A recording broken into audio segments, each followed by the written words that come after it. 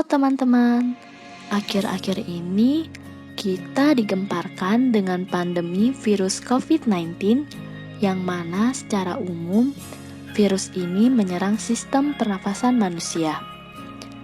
Eits, tapi di video ini kami akan membahas penyakit lain yang juga menyerang sistem pernafasan manusia yang patut kita waspadai di tengah wabah COVID-19 ini. Wah, penyakit apa ya kira-kira? Jadi di video kali ini kami akan membahas mengenai penyakit TBC atau tuberkulosis. Sebagai informasi tambahan, penyakit ini disebabkan oleh bakteri Mycobacterium tuberculosis.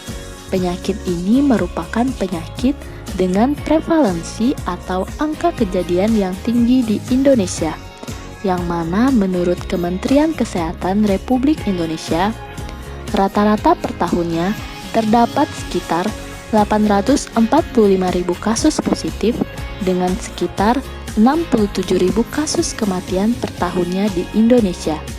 Dan dari seluruh dunia, terdapat sekitar 14% angka kematian. Mengetahui masih tingginya jumlah pasien dengan penyakit TBC di Indonesia, oleh karena itulah kami kelompok mahasiswa KKN Universitas Padjadjaran membuat video ini sebagai sarana untuk memberikan edukasi dan juga sebagai upaya mengajak masyarakat agar tetap waspada dengan penyakit TBC di tengah wabah COVID-19 ini. Bagian pertama akan membahas mengenai penyebab dan cara penyebaran penyakit TBC. Seperti yang telah disampaikan sebelumnya, penyakit TBC disebabkan oleh bakteri Mycobacterium tuberculosis.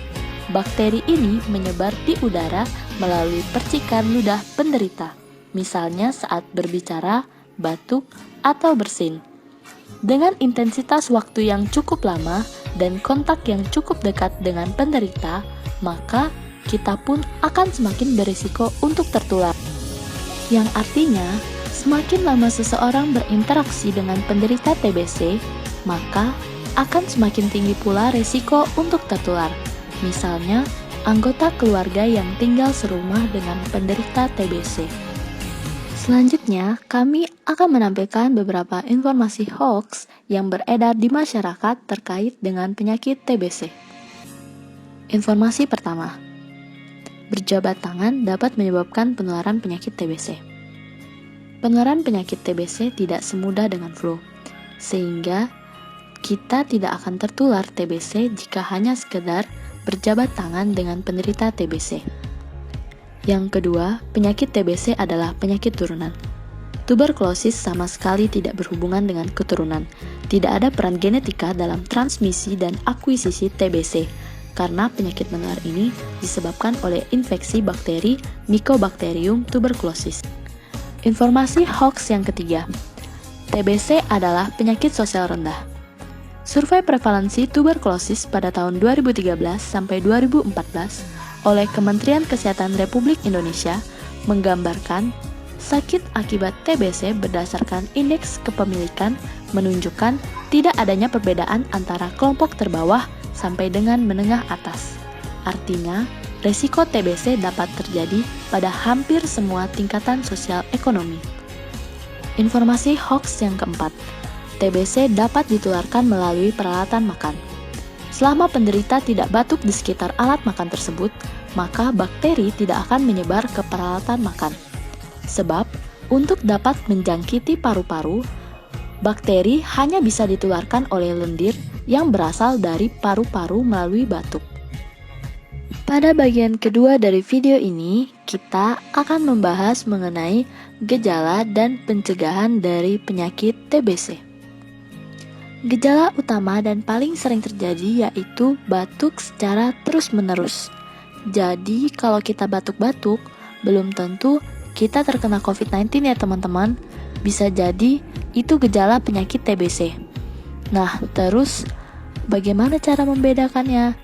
Selain batuk terus-menerus, masih ada gejala lainnya, yaitu demam meriang atau demam yang tidak terlalu tinggi, Dan dalam beberapa kasus, batuk yang terus-menerus tersebut disertai dengan dahak, bahkan darah.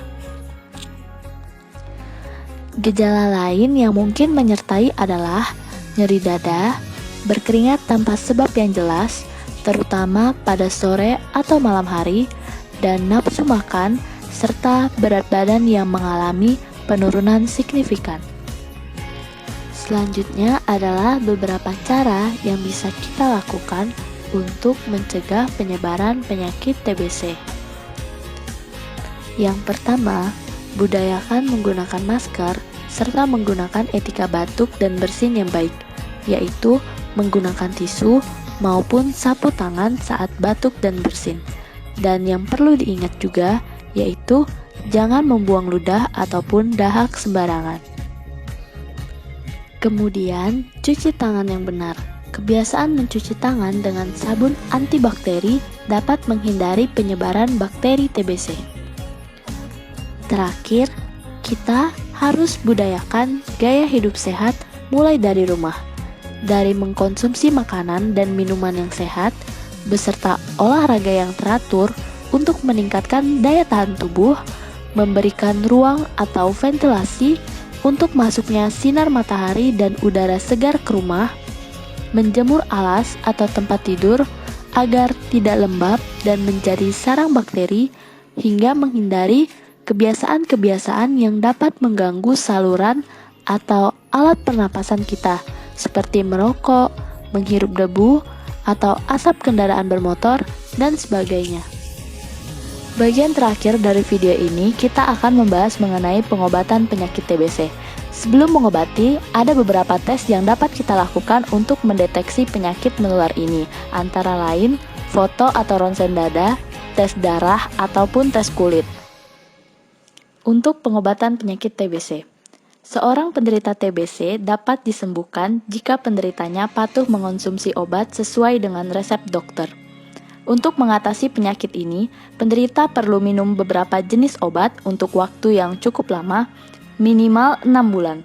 Obat itu umumnya berupa isoniazid, rifampicin, pyrazinamide, dan etambutol. Untuk penderita yang sudah kebal atau resisten dengan kombinasi obat tersebut, akan menjalani pengobatan dengan kombinasi obat yang lebih banyak dan lebih lama. Lama pengobatan dapat mencapai 18-24 bulan.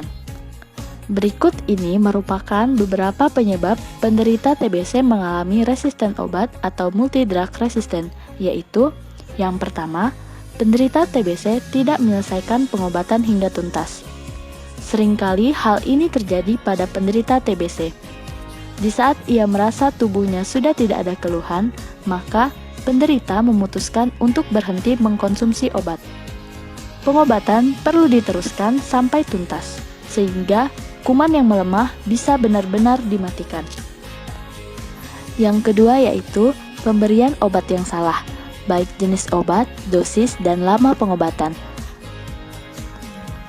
Untuk mencegah terjadinya pasien TBC mengalami multidrug resistant atau resisten terhadap obat, selama pengobatan, penderita TBC harus rutin menjalani pemeriksaan dahak secara berkala untuk memantau keberhasilannya.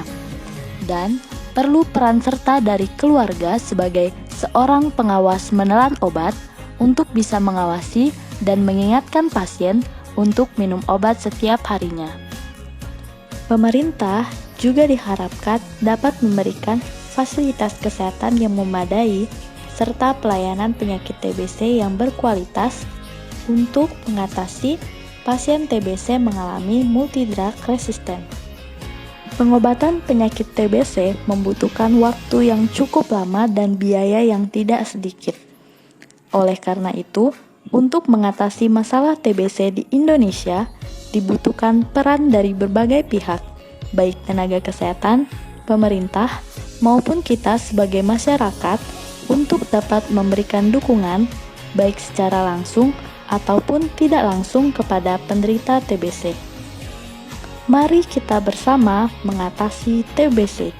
Cegah bersama, obati bersama, sehat semua.